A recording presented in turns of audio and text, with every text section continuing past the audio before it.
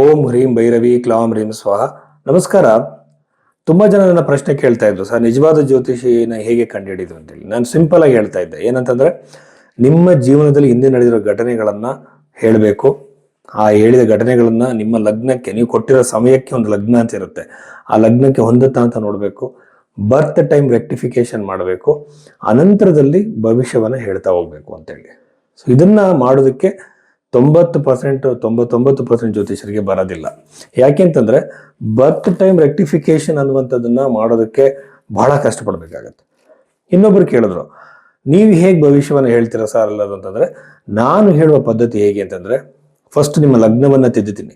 ನೀವು ಕೊಟ್ಟಿರೋ ಬರ್ತ್ ಟೈಮ್ನ ಪ್ರಕಾರವಾಗಿ ಲಗ್ನವನ್ನ ತಿದ್ದುತ್ತೀನಿ. ಅನಂತರದಲ್ಲಿ ನಿಮಗೆ ಸೂಟೇಬಲ್ ಆಗುವಂಥ ದಶೆಯನ್ನು ನಾನು ಅಪ್ಲೈ ಮಾಡ್ತೀನಿ. ವಿಂಶೋತ್ತರಿ ದಶೆ ಇದೆ, ಚರ ದಶೆ ಇದೆ, ಆಮೇಲೆ ಬಹಳಷ್ಟು ತರದ 48 ತರದ ದಶೆಗಳಿದೆ. ಬೃಹತ್ ಪರಾಶರ ವರಶಾಸ್ತ್ರ, ನಿಮಗೆ ಸೂಟೇಬಲ್ ಆಗಿರುವಂಥ ದಶೆಯನ್ನು ನಾನು ಅಪ್ಲೈ ಮಾಡ್ತೀನಿ. ಅನಂತರದಲ್ಲಿ ಜಮಿನಿ ಪದ್ಧತಿಯಲ್ಲಿ ನೋಡ್ತೀನಿ, ಚರದಶೆಯಲ್ಲಿ ನೋಡ್ತೀನಿ, ಅದರ ನಂತರದಲ್ಲಿ ಯೋಗಿನಿ ದಶೆಯಲ್ಲಿ ನೋಡ್ತೀನಿ, ಇನ್ನೊಂದು ತರದಲ್ಲಿ ಪ್ರಶ್ನೆ ಕೊಂಡ್ಲೇನ್ ಹಾಕ್ತೀನಿ.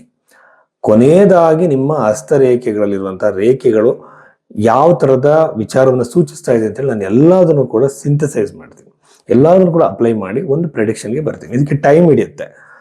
ಅಲ್ಲಿ ನನ್ನ ಪ್ರೆಡಿಕ್ಷನ್ ಅಕ್ಯುರೇಟ್ ಆಗುವಂಥ ಸಾಧ್ಯತೆ ಬಹಳಷ್ಟು ಇರುತ್ತೆ. ಅದು ಬಿಟ್ಟು ನಾನು ನಿಮ್ಮ ಹೆಸರು ಕೇಳ್ಬಿಟ್ಟು ನ್ಯೂಮರಾಲಜಿ ಪ್ರಕಾರ ಈ ಡೇಟಲ್ಲಿ ಹುಟ್ಟಿದ್ರೆ ಈ ಥರ ಆಗುತ್ತೆ ಅನ್ನೋದು, ಇದು ಯಾವುದನ್ನು ನಾನು ಮಾಡೋದಿಲ್ಲ. ಇದು ಸೈಂಟಿಫಿಕ್ ಮೆಥಡ್. ಇದನ್ನ ದೊಡ್ಡ ದೊಡ್ಡ ಜ್ಯೋತಿಷರುಗಳು ಇದನ್ನು ಫಾಲೋ ಮಾಡ್ತಾ ಇದ್ದಾರೆ. ಸೊ ಅದನ್ನು ಬಿಟ್ಟು ಸುಮ್ಮನೆ ಕಾಲಹರಣಕ್ಕೆ ಏನೋ ಒಂದು ಹೇಳುವಂಥದ್ದು, 4ರಲ್ಲಿ 2 ಅಂತ ನಿಜ ಆಗತ್ತೆ, ಇದೆಲ್ಲ ಕೂಡ ಜ್ಯೋತಿಷ್ಯ ಅಲ್ಲ. ಸೊ ಇದು ನನ್ನ ಪದ್ಧತಿ. ಸೊ ಹಾಗಾಗಿ ನಿಜವಾದ ಜ್ಯೋತಿಷ್ಯನ ನಿಮ್ಮ ಘಟನೆಗಳನ್ನ ಎಷ್ಟು ಅಕ್ಯುರೇಟ್ ಆಗಿ ಅವ್ರು ಹೇಳ್ತಾರೆ ಅನ್ನೋದ್ರ ಮೇಲೆ ನಾವು ಕಂಡುಹಿಡಿಬಹುದು. ಆ ಬಗೆಯಲ್ಲಿ ನಿಮ್ಮ ಜಾತಕವನ್ನ ನೀವು ತೋರಿಸ್ಬೇಕಾಗಿದೆ. ನೀವು ಭೈರವಿ ಆಸ್ಟ್ರೋಗೆ ಸಂಪರ್ಕ ಮಾಡಬಹುದು. ಸೊ ಇಲ್ಲಿ ಬಹಳ ಮುಖ್ಯವಾದ ವಿಚಾರ ಏನಂತಂದ್ರೆ, ಹಸ್ತ ಸಾಮುದ್ರಿಕ, ಇಲ್ಲಿ ಡೇಟ್ ಆಫ್ ಬರ್ತ್ ಇಲ್ವಲ್ಲ ಸರ್ ಅಂತ ತುಂಬಾ ಜನ ಕೇಳ್ತಾರೆ. ಹಸ್ತದ ಮೂಲಕ ಬಹಳಷ್ಟು ವಿಚಾರಗಳನ್ನ ಹೇಳ್ಬೋದು. ಇದರಲ್ಲಿ ಚೈನೀಸ್ ಪಾಮಿಸ್ಟ್ರಿ ಇದೆ, ಇಂಡಿಯನ್ ಪಾಮಿಸ್ಟ್ರಿ ಇದೆ, ನಾಡಿ ಪಾಮಿಸ್ಟ್ರಿ ಇದೆ. ನಾಡಿ ಹಸ್ತ ಸಾಮುದ್ರಿಕ ಬಹಳ ಅಕ್ಯುರೇಟ್ ಆಗಿ ಹೇಳ್ಬೋದು. ಇದ್ರ ಬಗ್ಗೆ RG ರಾವ್ ಅವರ ಬಹಳಷ್ಟು ಸಂಶೋಧನೆಗಳಿದೆ. ಸೊ ಇದ್ರ ಬಗ್ಗೆ ಮಾತಾಡೋಣ. ಈ ಮೂಲಕ ನಾನು ಒಂದು ಪರ್ಟಿಕ್ಯುಲರ್ ಒಂದು ಇವೆಂಟ್ನ ಹೇಳೋದಕ್ಕೆ ಟ್ರೈ ಮಾಡ್ತೀನಿ. ಸೊ ಇದು ನನ್ನ ವೇ ಆಫ್ ಪ್ರೆಡಿಕ್ಷನ್. ಸೊ ಇದು ನನ್ನ ಟೆಕ್ನಿಕ್. ಸೊ ಈ ಬಗ್ಗೆ ನೀವು ಪ್ರೆಡಿಕ್ಷನ್ಸ್ ತಗೋಬೇಕು ಅಂದ್ರೆ ಕಾಂಟ್ಯಾಕ್ಟ್ ಮಾಡ್ಬೋದು. ವೃಶ್ಚಿಕ ರಾಶಿ 2026 ಮಾರ್ಚ್ 8ನೇ ತಾರೀಕಿನ ನಂತರದಲ್ಲಿ ವೃಶ್ಚಿಕ ರಾಶಿಯವರಿಗೆ ಏನೆಲ್ಲ ವಿಶೇಷಗಳಿದೆ ಅಂತ ನಾವು ನೋಡೋಣ. ಸೊ ವೃಶ್ಚಿಕ ರಾಶಿಯಲ್ಲಿ ಹುಟ್ಟಿದಂಥವ್ರಿಗೆ 4ನೇ ಮನೆಯಲ್ಲಿರುವಂತಹ ಪಾಪಗ್ರಹಗಳು ರಾಹು, ಬುಧ, ಕುಜ, ಸೂರ್ಯ, ಇಷ್ಟು 4 ಕೂಡ ಈ ಪಾಪಗ್ರಹಗಳು 4ನೇ ಮನೆಯಲ್ಲಿ ಇದ್ದಾಗ ಏನಾಗುತ್ತೆ ಅಂದ್ರೆ, ಒಂದು ಇದು ಸನ್ಯಾಸ ಯೋಗ. ಯೂಶುವಲ್ ಆಗಿ ಈ ತರ 4 ಗ್ರಹಗಳು ಒಂದೇ ಮನೆ ಇದ್ರೆ ಸನ್ಯಾಸ ಯೋಗ ಅಂತಾರೆ. ಅಂದ್ರೆ ಸನ್ಯಾಸಿಗಳಾಗ್ತಾರೆ ಅಂತಲ್ಲ, ಆ ಥಾಟ್ಸ್, ಆ ಟೆಂಡೆನ್ಸಿಗಳು ವೈರಾಗ್ಯದ ಕಡೆಗಿರುತ್ತೆ. ಸೊ ಅವ್ರ ವೈರಾಗ್ಯದ ಬಗ್ಗೆ ಆಲೋಚನೆ ಹೆಚ್ಚಾಗಿ ಮಾಡ್ತಾರೆ. ಅದು ಬೇರೆದೇ ಸಬ್ಜೆಕ್ಟ್. ಈಗ 4 ಗ್ರಹಗಳು ಚತುರ್ಥ ಭಾವದಲ್ಲಿರೋದು ಪ್ರಾಪರ್ಟಿ ಡಿಸ್ಪ್ಯೂಟ್ಗಳು.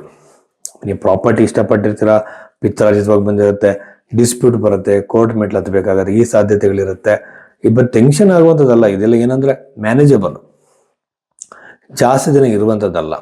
ಆಮೇಲೆ ಮನೆಯಲ್ಲಿ ಸ್ವಲ್ಪ ಕಿರಿಕಿರಿ, ಕಲಹ, ಕುಟುಂಬದಲ್ಲಿ ಕಲಹ, ಅಣ್ಣ ತಮ್ಮದಲ್ಲಿ ಕಲಹ, ಸಿಬ್ಲಿಂಗ್ಸ್, ರಕ್ತ ಸಂಬಂಧಿಗಳ ಜೊತೆ ಕಲಹಗಳಾಗುವಂತ ಸಾಧ್ಯತೆ ಇರುತ್ತೆ.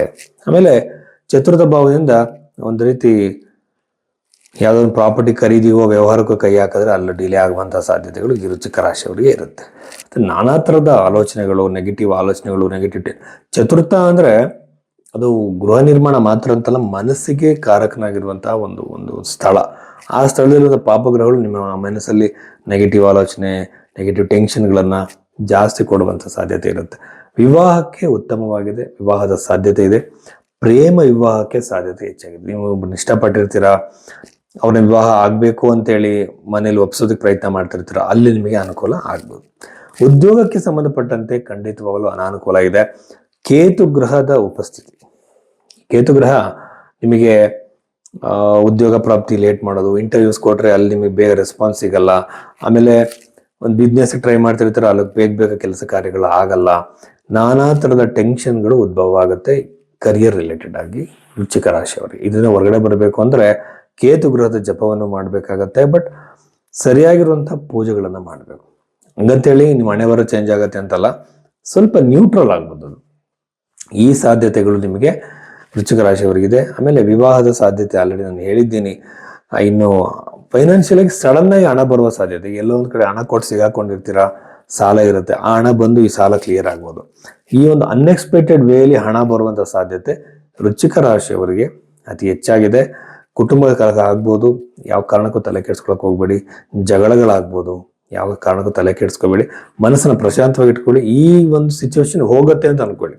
ನಿಮ್ಗೆ ಯಾವುದೇ ಒಂದು ನೆಗೆಟಿವ್ ಘಟನೆ ನಡೀತಾ ಇದ್ರು ಇದು ಪರ್ಮನೆಂಟ್ ಅಲ್ಲ, ಇದು ಹೋಗುತ್ತೆ ಅನ್ನೋದು ನಿಮ್ಮ ತಲೆಯಲ್ಲಿ ಇರಲಿ. ಆಮೇಲೆ ಇಷ್ಟೆಲ್ಲ ವಿಚಾರಗಳು ವೃಶ್ಚಿಕ ರಾಶಿಯವರಿಗೆ ಮಾನಸಿಕ ಆರೋಗ್ಯದ ಕಡೆ ಗಮನ ಇರಲಿ.